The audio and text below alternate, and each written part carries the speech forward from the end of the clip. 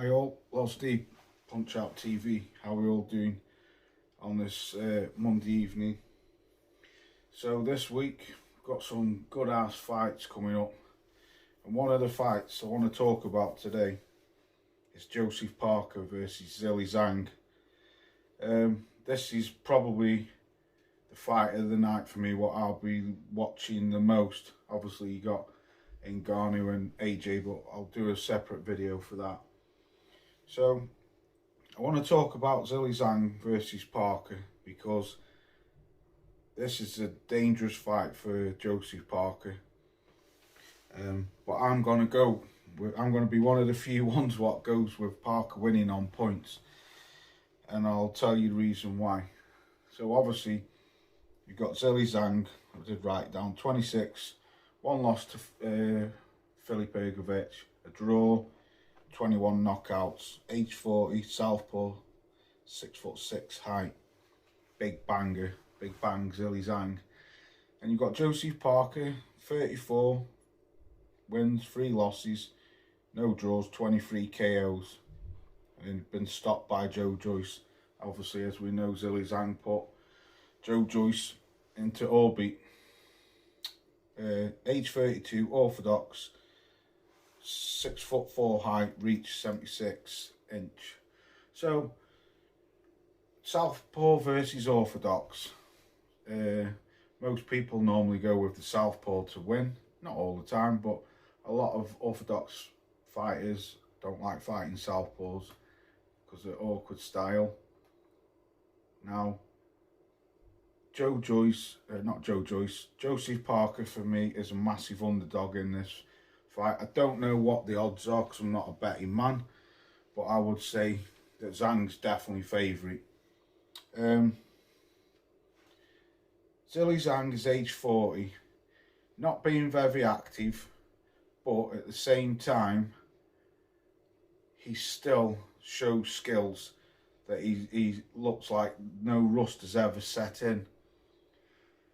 Zhang is known for gassing a little bit towards the later rounds, but when he fought Joe Joyce in that first fight, until he stopped him, I didn't see any signs of him gassing. He took his foot off in the 6th round, but for me, he still looked fresh as a daisy. 7th round, come out and got the stoppage in the first fight.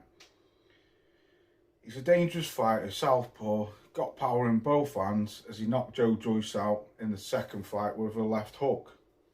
And he had some whack on it. You could hear it when he hit Joe Joyce. First person to stop Joe Joyce. He was known for his granite chin. So Joseph Parker was put to kip. Well, he wasn't put to kip, but he was stopped by Joe Joyce, as we know. But since then, for me, there's several things what Joe Joyce has done, and I said this before the Wilder fight. I said, one, he's kept himself busy. Okay, he wasn't fighting top level opposition, but he was still keeping himself busy. And he seems to have reinvented himself over these last, well, ever since he lost to Joe Joyce. He seems to me like he's reinvented himself.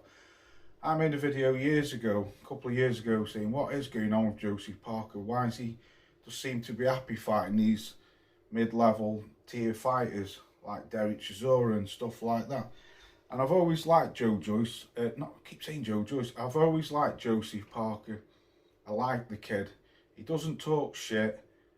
He comes across as a really nice dude. I think his style of boxing is very good.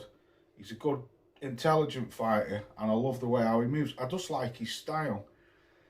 Now, since he beat Wilder, he was a massive underdog in that fight. But I was one of the few channels what said I had Wilder to win, but I thought at the same time, I said, don't rule out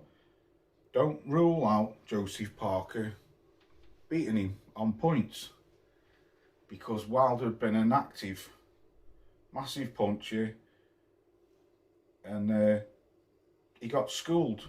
He got absolutely schooled.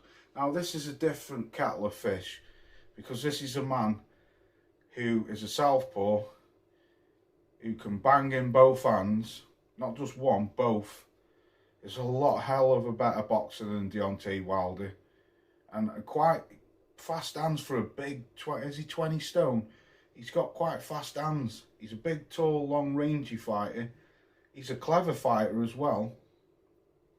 He's a very dangerous fighter, put it that way. Like I say, more or less everyone's going to have Parker to lose this fight. But I believe if Joseph Parker can keep that weight what he had against Wilder, don't come in at a heavy weight like he did against Joe Joyce, because after 4 or 5 rounds he started to gas. Keep that same weight what you come in against Deontay Wilder. Keep that same weight, because when he kept that same weight he could move, and he looked fresh as a daisy. He was fighting at the weights what he used to fight off at in early on in his career, and I thought that played a big part as well. He's kept himself active. He's willing, completely take me hat off to Joseph Parker. He's willing to fight the bogeyman of the divisions. No one wants to fight Zhang. No one. Parker, I'll fight him. He's already fought Wilder. Like I say, this is a different kettle of fish, because this is a guy who can fight and is an intelligent boxer. But I believe if Joseph Parker can keep that same weight, believe in himself like he did against Wilder, do not stand there and trade with this dude, because if you do, you're going to sleep. Keep moving, keep using your jab, make Zhang follow you and stuff like that. Just try and wear him out, keep moving, hitting him from angles like how Alexander Usyk does. I think he could possibly win this fight, as long as he doesn't get cocky and say, for instance, first half of the fight he's outboxing him and then he decides to think, oh, I can take my foot off the gas. Because if you do that, like I say, you're getting put sleep. It's as simple as that. Zhang's more than capable, got the power of putting Joseph Parker to bed. More than anything. He's got that power to do it. But like I say, a lot of people think Zhang will win. He more than likely possibly will do.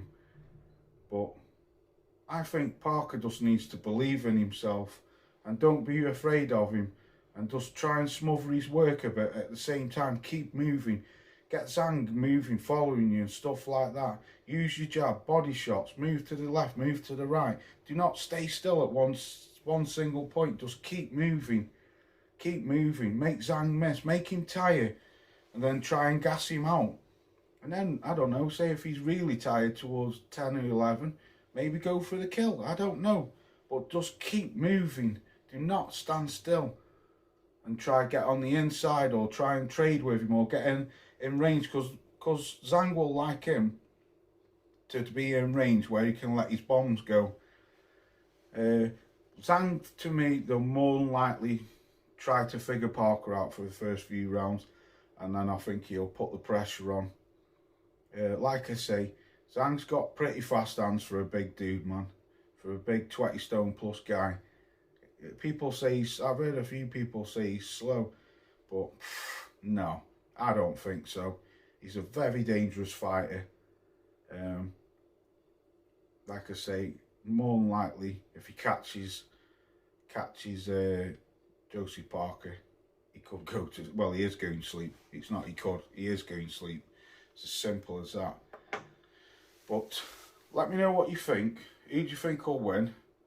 I will be going live for this fight, most definite. I'll be going live Friday night for the whole card. I'm going to pay for the pay-per-view on Thursday. I look forward to it. I hope you all have a great week. Hope you enjoy the fights. Drop in if you see that I'm live, even if it's just for say hello, whatever. I'm going to see if I can get my little mate from down Wales, Jared, to come on with me on the live stream. If not, I'll be doing it myself anyway. But a very, very interesting fight. A very dangerous fight for Joseph Parker, who I believe, like I say, is a massive underdog. But I'm going to go for Joseph Parker to beat Zhang on points. Yes, it's a long shot. Yes, it's maybe a daft call, but I think Parker can do this. I really do. And I want him to do it because I really like what he's been doing just lately, taking all these challenges. So enjoy the rest of your night. Peace out. I'm out.